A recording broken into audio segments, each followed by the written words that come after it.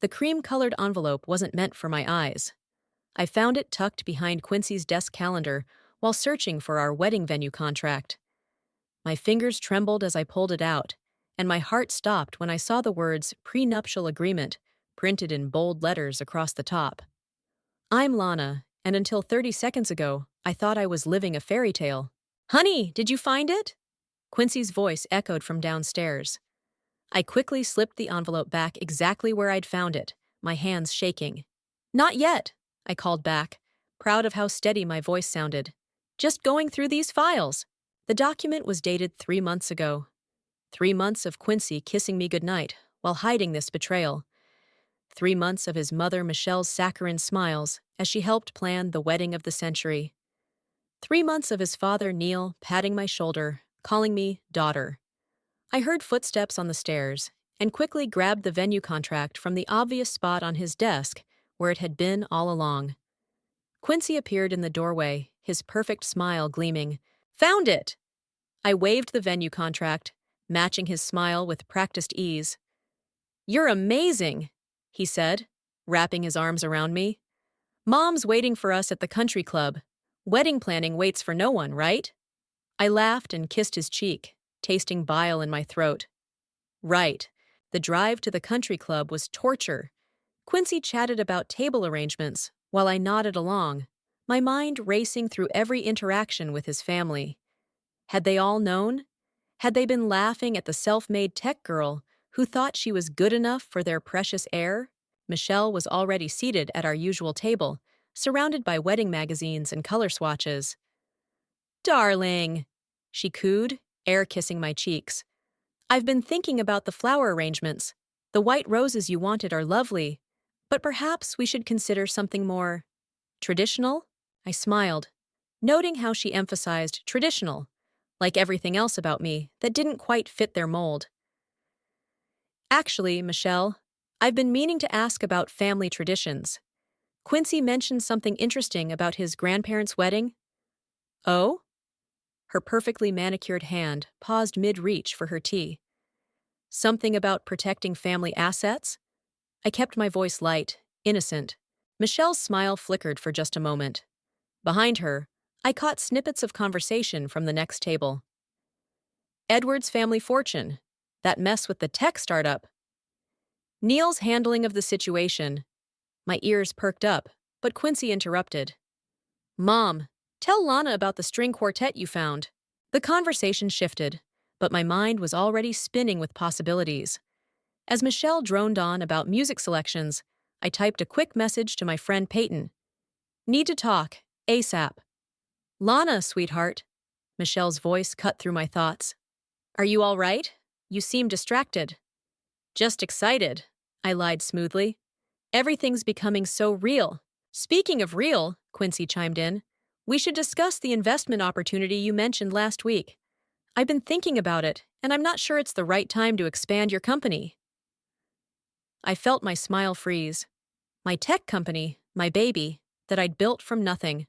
Of course he'd dismiss it, just like his father had when I'd first pitched the idea. You're probably right, I said, watching Michelle's approving nod. After all, I'll be quite busy being Mrs. Edwards, won't I? The words tasted like poison, but they had the desired effect. Both Quincy and Michelle beamed at me. My phone buzzed. Peyton had replied, My place, 7 p.m., bring wine. The rest of the lunch passed in a blur of wedding details and fake smiles. As we were leaving, I overheard another snippet of conversation from the mysterious table behind us. Prenup situation with the new girl? Neil's making sure everything's handled. Quincy squeezed my hand. Ready to go, babe? I squeezed back, my mind already formulating a plan. Actually, I promised Peyton I'd stop by tonight. Girl stuff, you know? He kissed my forehead. You're so lucky to have such good friends. No, I thought, watching him walk to the car. You're the one who's lucky. For now. Because I'd just decided something. The prenup wasn't just about money, it was about power, about control, about the Edwards family thinking they could play me like a puppet. Well, they were about to learn that this puppet had strings of her own to pull, and by the time I was done, They'd wish they'd never underestimated me. I pulled out my phone and texted Quincy's sister Tessa. Coffee tomorrow? There's something I need to discuss. The response was immediate. Finally, I've been waiting for you to figure it out. Tessa was already waiting at our usual coffee spot when I arrived, 2 steaming cups on the table. Her perfectly manicured fingers drummed against the ceramic as she watched me approach. So, she said, pushing 1 cup toward me, you found the prenup. I nearly choked on my first sip. How did you? Please? Tessa rolled her eyes. I've been watching you play happy bride-to-be for weeks. Yesterday at lunch, you looked ready to stab someone with a butter knife. I leaned forward. Did you know? About the prenup? Of course. Mom and Dad have been planning it since your second date. She paused, studying my face. The real question is, what are you going to do about it? I haven't decided yet. I stirred my coffee, watching the cream create patterns. But I'm curious why you're willing to help me. Tessa's laugh was sharp. Because dear brother Quincy isn't the only one they're trying to control. Did you know they killed my startup idea last year? Said it wasn't appropriate for an Edwards to run a social media company. What about that tech proposal you mentioned at Christmas dinner? I asked, remembering how quickly Neil had dismissed it. The AI-driven personal shopping platform? Tessa's eyes lit up. Dad said it was too risky. But you… She trailed off meaningfully. I what? You already have a successful tech company, one that's perfectly positioned to launch something like that. My mind raced with possibilities. The idea I'd been developing, the one Quincy had so casually dismissed, could easily incorporate Tessa's concept. Interesting timing, a familiar voice cut in. I looked up to see Remington, Quincy's best friend, approaching our table. The two of you plotting something? Just wedding details, Tessa said smoothly. Speaking of which, how's that prenup coming along, Rem? My head snapped up. What? Remington's face went pale. I should go. Sit. Tessa's voice was steel. Tell my future sister-in-law what you know. He sank into a chair, looking miserable. I'm sorry, Lana. I thought you knew. Quincy had me review the draft since I'm a lawyer. Who else knows? I demanded. Most of the inner circle, he admitted. Eddie's the only one who spoke up against it. Eddie. My business associate who'd always supported my vision, who'd tried to warn me about Quincy's controlling nature. Thanks for the honesty, Rem, I said quietly. I trust you'll keep this conversation private? He nodded quickly and fled. Once he was gone, Tessa leaned forward. Eddie, huh? Interesting. He's been making waves in the tech sector lately. He has? This was news to me. Oh yes, in fact. Tessa pulled out her phone and showed me a recent article about emerging tech innovations. Eddie's company was featured prominently. My phone buzzed. A text from Quincy. Dinner with Mom and Dad tonight. Wear something nice. Perfect timing, Tessa smirked. They're probably planning to spring the prenup on you soon. They like to do these things in public to avoid scenes. I thought about Michelle's perfectly orchestrated dinners, where every word was calculated, every gesture designed to maintain control. What if… I began slowly. What if we gave them exactly what they want? The perfect, compliant future daughter-in-law? While you do what? While I build something they can't control. Something that proves they were wrong about me. About us. Tessa's smile turned predatory. I'm listening. We spent the next hour outlining plans, sharing information, building something that could either save us or destroy us both. As we were leaving, Tessa grabbed my arm. One more thing. Watch out for Mom's charity gala next week. She's invited some of Dad's old money friends to evaluate you. Evaluate me? I laughed bitterly. Like I'm a horse at auction. Exactly like that. Tessa's expression was serious. They need to believe you're harmless, decorative, the perfect trophy wife who'll never threaten their precious legacy. I thought about my company, about the innovations I developed, about every patronizing pat on the head from Neil. Don't worry, I said, my voice honey-sweet. I'll give them exactly what they're looking for. As I walked to my car, my phone buzzed again. This time, it was Eddie. Heard about the prenup, need to talk. Have a proposition for you. I smiled, thinking about Tessa's words about Eddie making waves, about my own plans for expansion, about the perfect revenge. Tomorrow, I texted back, let's discuss the future. Because while the Edwards family was busy planning their perfect prenup ambush, I was planning something much bigger. Something that would make their precious prenup look like child's play. And the best part? They'd never see it coming. The flowers should be arranged in cascading tiers, Michelle announced, gesturing dramatically in the grand ballroom. It'll create the perfect backdrop for photos. I nodded enthusiastically, playing my part. That sounds wonderful, whatever you think is best. From across the room, Tessa caught my eye and smirked.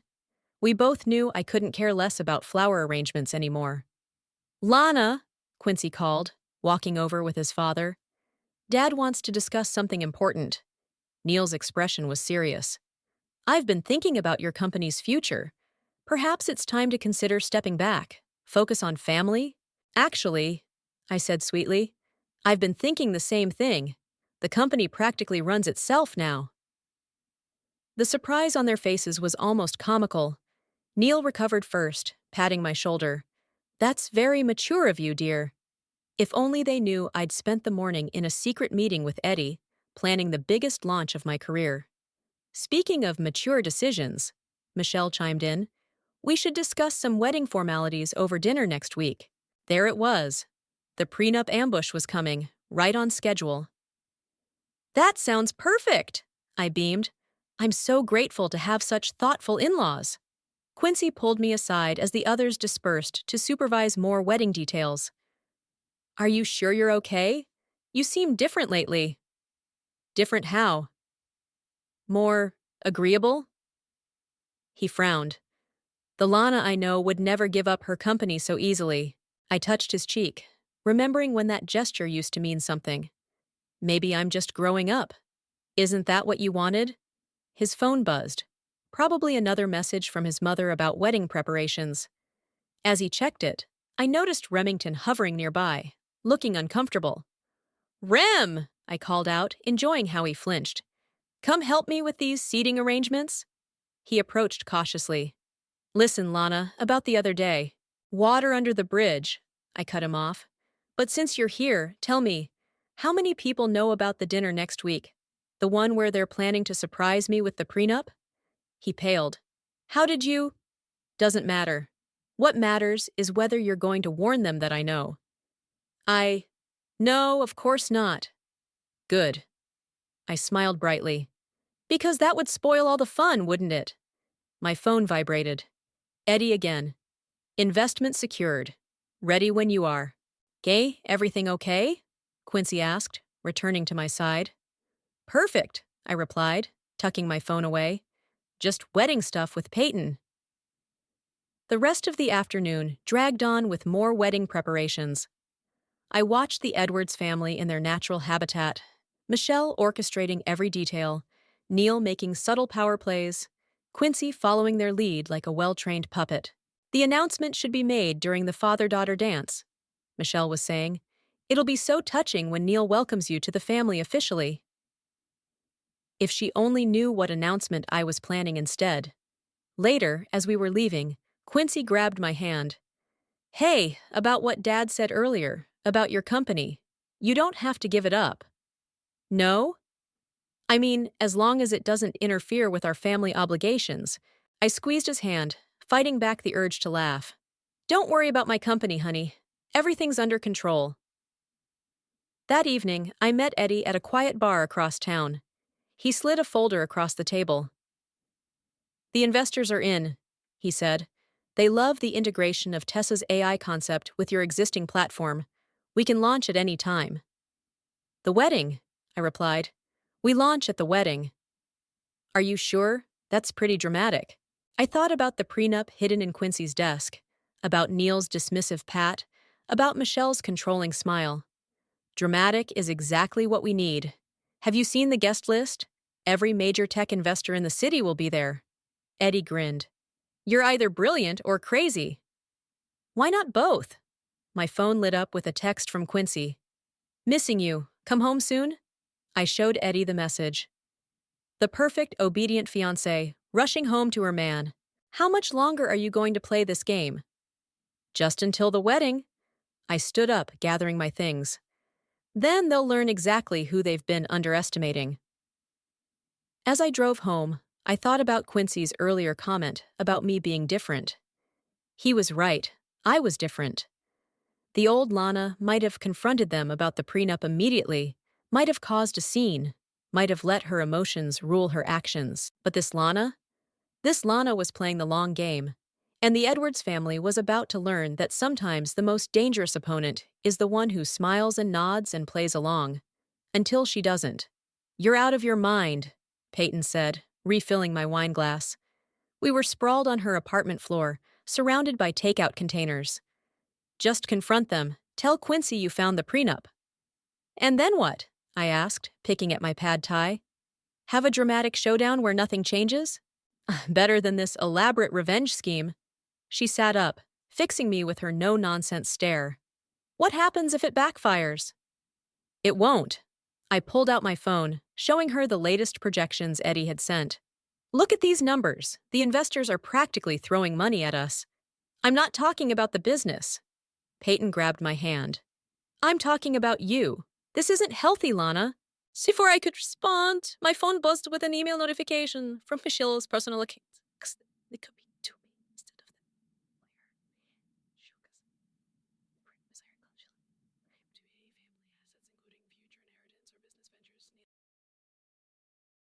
Once Quincy presents it at dinner, she'll have no choice but to sign. Peyton's expression softened. Oh, honey. They've been planning this for months, I continued, scrolling through the email chain. Listen to this. She's becoming too ambitious. The prenup will ensure she stays in her place. That's horrible, Peyton whispered. Want to know the best part? I laughed bitterly. They've already scheduled the signing for right after dinner. The lawyer will be waiting at their house. Okay. Peyton stood up, pacing. Now I get it. Now I understand why you're doing this. But are you sure a public takedown at your wedding is the answer? My phone buzzed again. Eddie this time. Meeting with investors went better than expected. They want to fast-track everything. You're going to be bigger than the Edwards family ever imagined. See? I showed Peyton the message. Everything's falling into place. And Tessa, can you trust her? She has as much to gain from this as I do. I pulled up the prototype of our integrated platform. Look at what we've built. This isn't just about revenge anymore. It's about proving them wrong about both of us. Peyton studied the screen, then looked at me. You really love this, don't you? The business, the innovation. This is your real passion. It is. I felt tears forming. And they want me to give it up, to become their perfect passive daughter-in-law. Then don't. Peyton's voice was firm.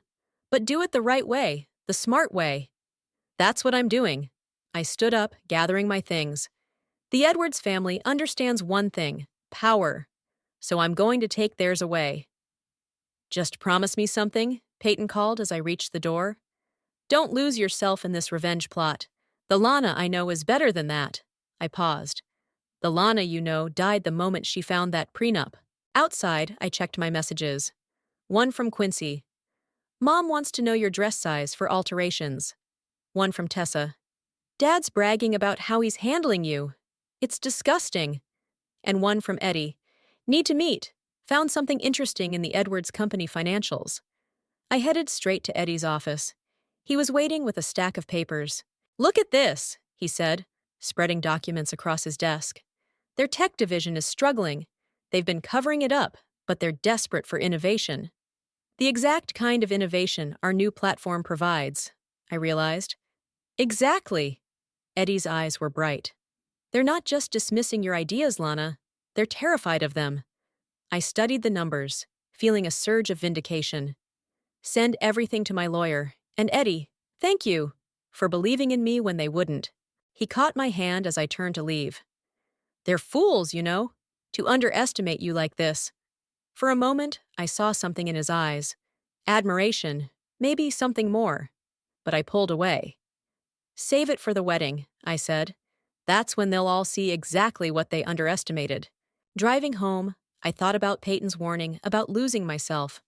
But as I pulled into the driveway of the house I shared with Quincy, seeing the lights on, knowing he was inside probably texting his mother about wedding details, I realized something. I wasn't losing myself. I was finding myself. The real me, not the version the Edwards family tried to mold me into. And in 2 weeks, at what was supposed to be the society wedding of the year, everyone else would find her too. My phone lit up one last time. Michelle. Don't forget, dinner next week. Wear the blue dress Quincy bought you.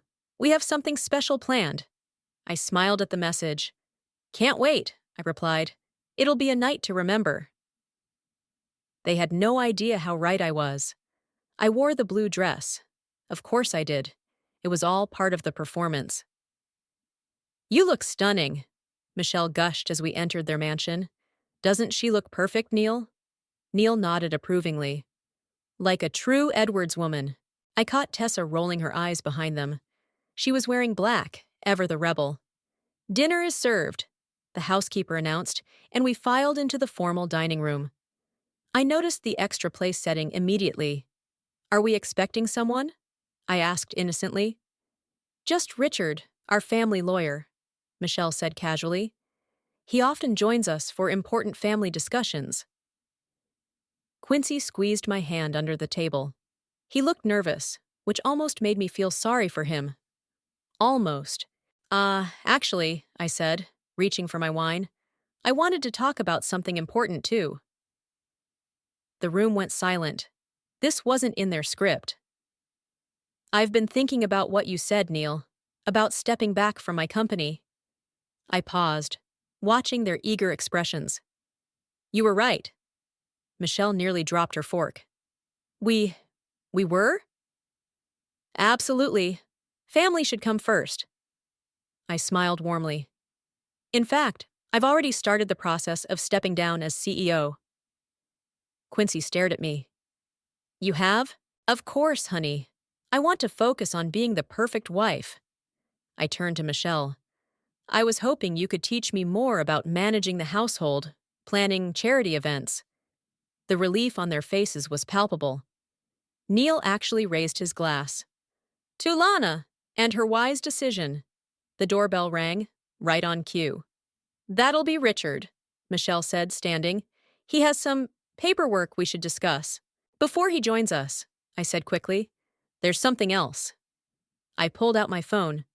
I found this fascinating article about the Edwards Tech Division. The numbers seem concerning. Neil's face hardened. Business discussions can wait. But isn't the company's stability important for our future? I pressed, especially with the recent market volatility. What do you know about market volatility? Neil snapped, his mask slipping. More than you think. I met his gaze steadily. Just like I know about the prenup in Quincy's desk. The room went deadly quiet. Michelle sank back into her chair. How long have you known? Quincy whispered. Long enough. I turned to him. Long enough to wonder why you didn't trust me enough to discuss it openly. It's standard procedure, Neil cut in, for protecting family interests. Is that what you call it? I laughed softly. Funny, in your email to Michelle, you called it keeping me in my place. Michelle went pale. That was a private conversation. Like the private conversations about how to ambush me tonight, how to force me to sign away my rights. I stood up slowly. Did you really think I was that naive? The doorbell rang again. Richard the lawyer, right on schedule. Sit down, Neil ordered. You're being hysterical. No, I'm being smart. Something you never gave me credit for. I pulled out another document. By the way, I had my own lawyer look over your company's financials. Interesting how you've been hiding those losses. Tessa leaned forward, suddenly interested. What losses? Tessa, stay out of this, Michelle warned. Why? So you can control her too? I asked. Like you tried to control her business ideas? That's enough. Neil slammed his hand on the table. You're right, it is enough. I gathered my things. The prenup, the manipulation, the condescension. I'm done. Lana, please. Quincy reached for me. We can talk about this. Talk? I pulled away. Like you talked to me about the prenup? Or like you talked to Eddie about my business proposals behind my back? His face fell. How did you? I know everything. I headed for the door. And soon, everyone else will too. If you leave now, Neil called after me, you'll regret it. I turned back one last time. No, you'll regret underestimating me. The wedding's still on, but not for the reasons you think. Tessa stood up. I'm coming with you. Sit down, Michelle ordered. Make me, Tessa challenged, grabbing her purse. Outside, the night air was cool on my face. Tessa caught up with me at my car. That was beautiful, she said, but you know they'll try to stop the wedding now. Let them try. I showed her the latest numbers from our platform launch. We're ready. My phone buzzed. Eddie, everything's set for the wedding. No turning back now. Good. I texted back. Tessa peered at my screen.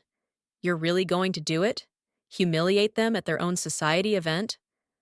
I thought about Michelle's smug smile, Neil's dismissive tone, Quincy's betrayal.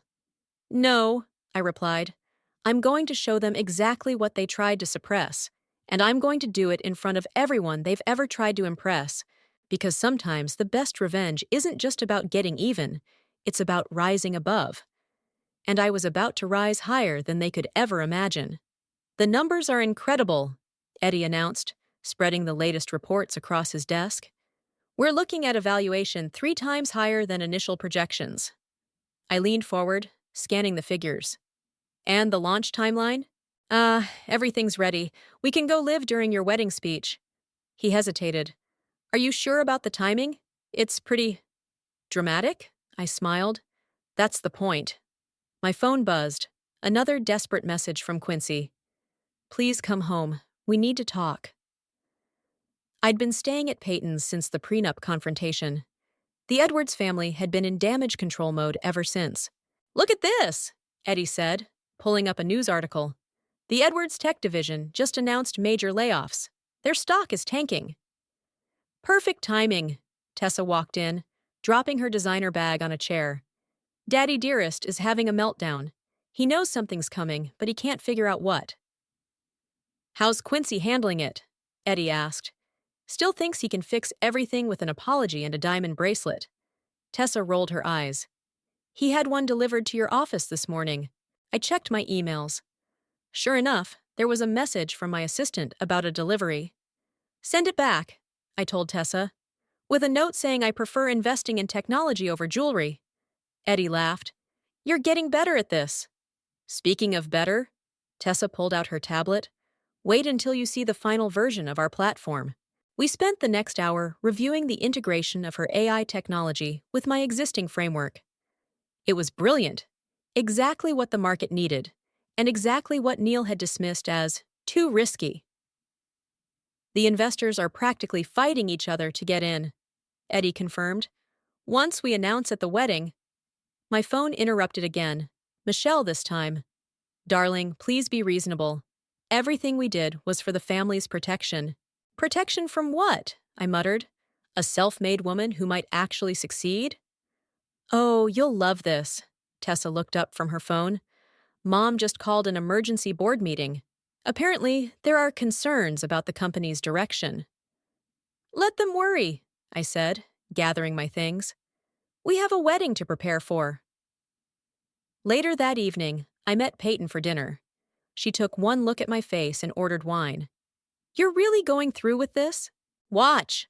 I pulled up the platform demo on my phone. This is what they tried to suppress, what they called too ambitious. Peyton whistled. This is incredible, Lana.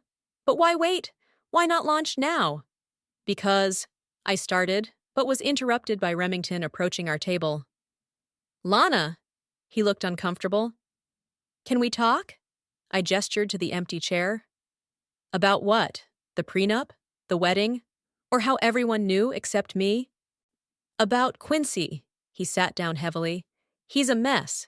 And his parents. They're planning something. Of course they are. I took a sip of wine. Let me guess. They're going to try to stop the wedding? Worse, Rem leaned forward. They're going to announce the sale of your company's main competitor during the reception. They think it'll overshadow whatever you're planning. I exchanged looks with Peyton.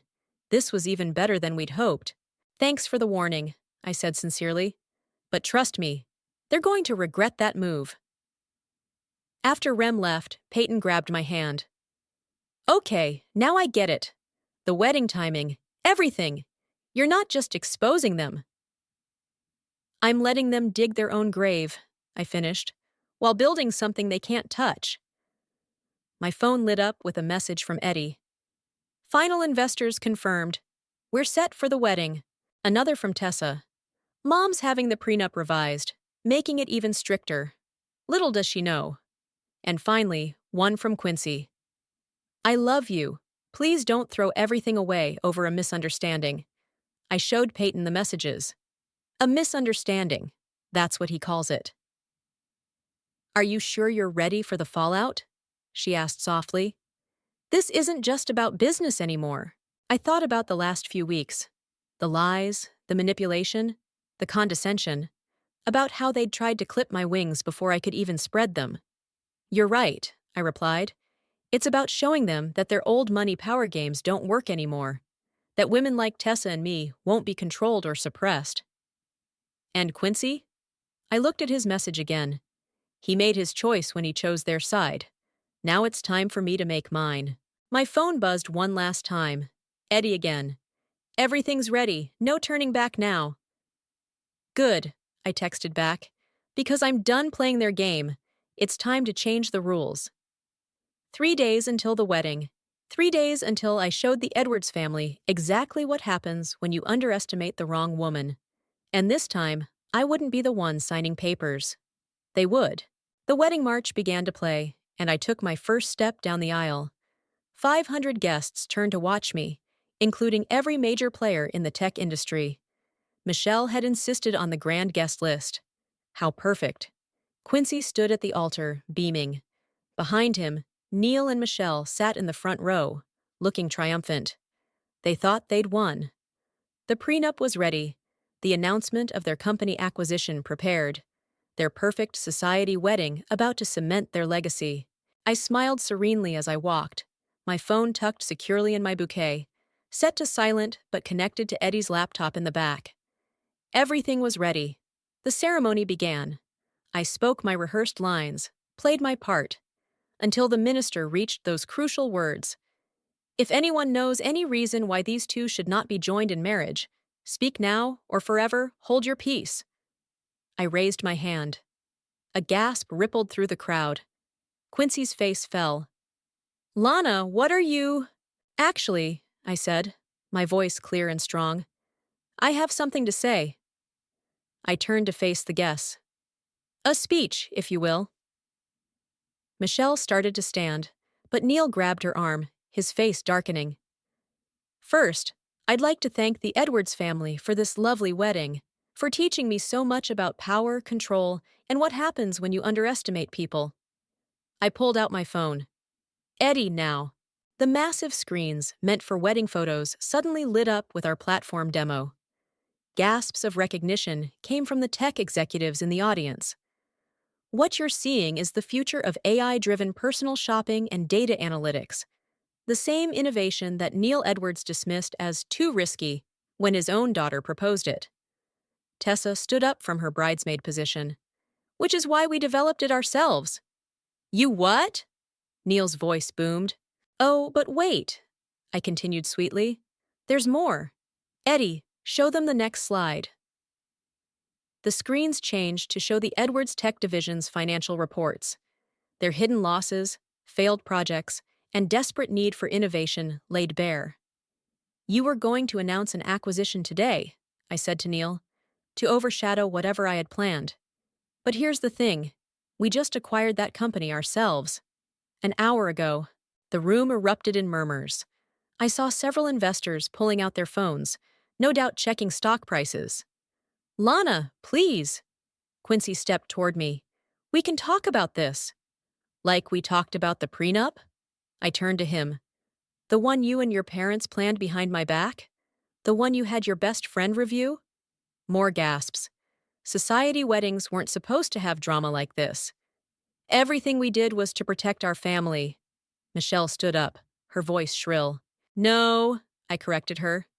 Everything you did was to control me, to keep me in my place. Those were your words, right? From the email you accidentally sent me? Neil's face had turned purple. You'll regret this. I'll make sure. You'll make sure of what? I challenged. That I never work in this industry again? Too late.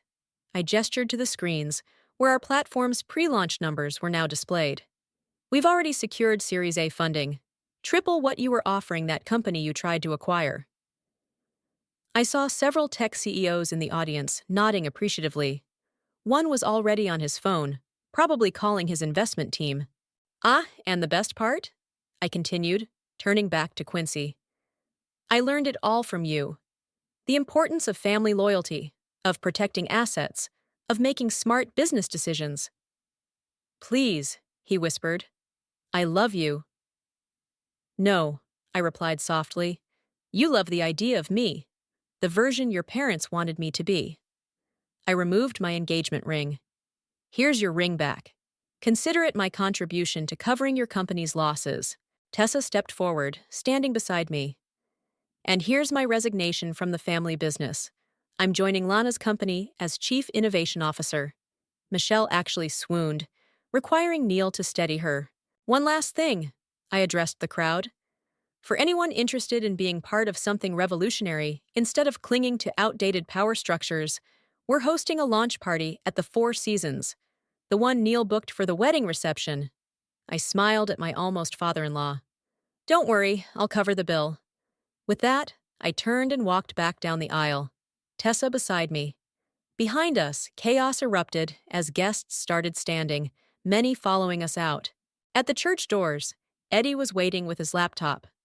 Stock's already rising. We're trending on social media. Perfect, I said, not looking back at the pandemonium we'd left behind. Ready for the real party? As we walked to the waiting cars, I heard Neil's voice boom. Security! Stop them! But it was too late. We'd already won. Because sometimes the best revenge isn't just about getting even. It's about rising so far above your opponents that they can't even reach you anymore. And we were just getting started. The Four Seasons ballroom buzzed with energy as investors and tech executives mingled, all discussing our platform launch. The wedding flowers Michelle had chosen made an ironic backdrop for our success. Final numbers are in, Eddie announced, approaching with his tablet. We've exceeded every projection. The Edwards Tech Division stock is in freefall. I should have felt triumphant. Instead, I felt strangely hollow. Hey! Peyton appeared at my side, champagne in hand. You okay? Before I could answer, Quincy burst into the ballroom, his tie askew. Lana, please, just talk to me. Security moved to intercept him, but I waved them off. Fine, let's talk. We stepped onto the terrace, the city lights twinkling below us. The same view we'd admired when he proposed.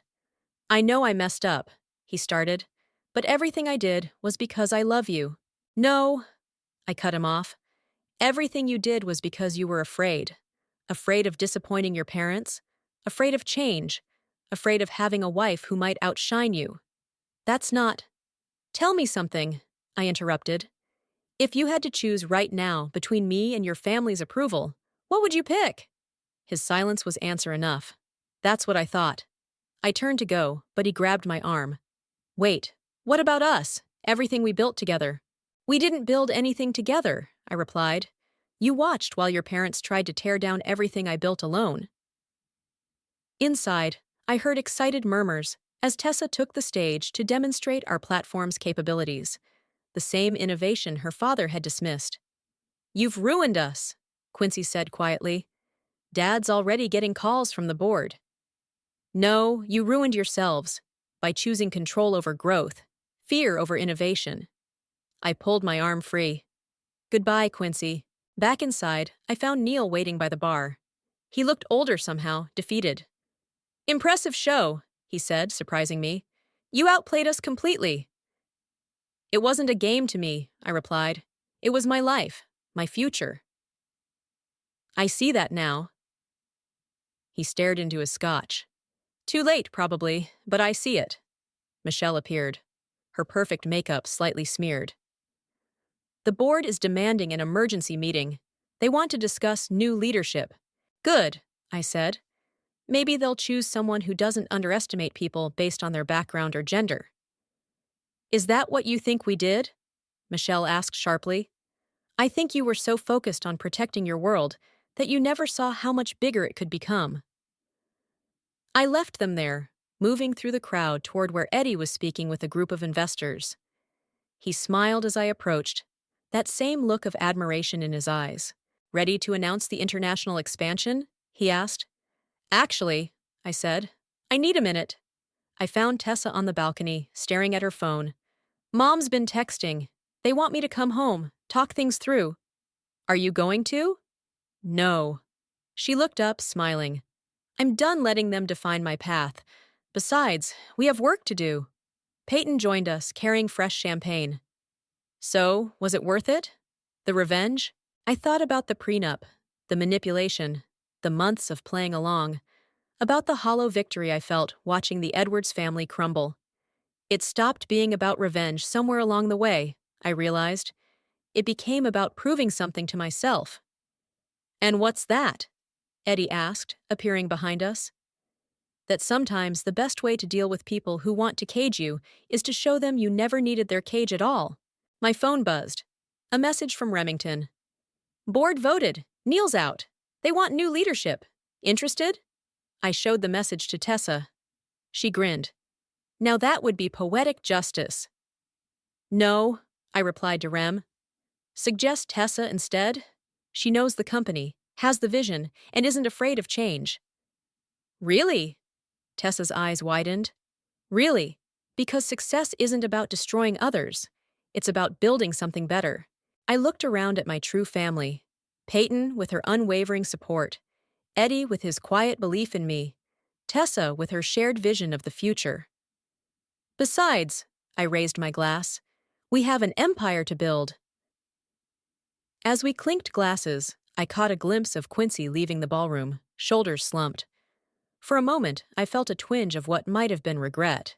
Then I turned back to my team, to our success, to our future, and realized something important. Sometimes the happiest endings aren't about getting revenge or finding love. Sometimes they're about finding yourself. And I had never felt more found. To new beginnings, I said. To building something better, Tessa added. To us, Peyton finished. And in that moment, surrounded by truth instead of pretense, strength instead of control, love instead of manipulation, I knew I had won something far more valuable than revenge. I had won my freedom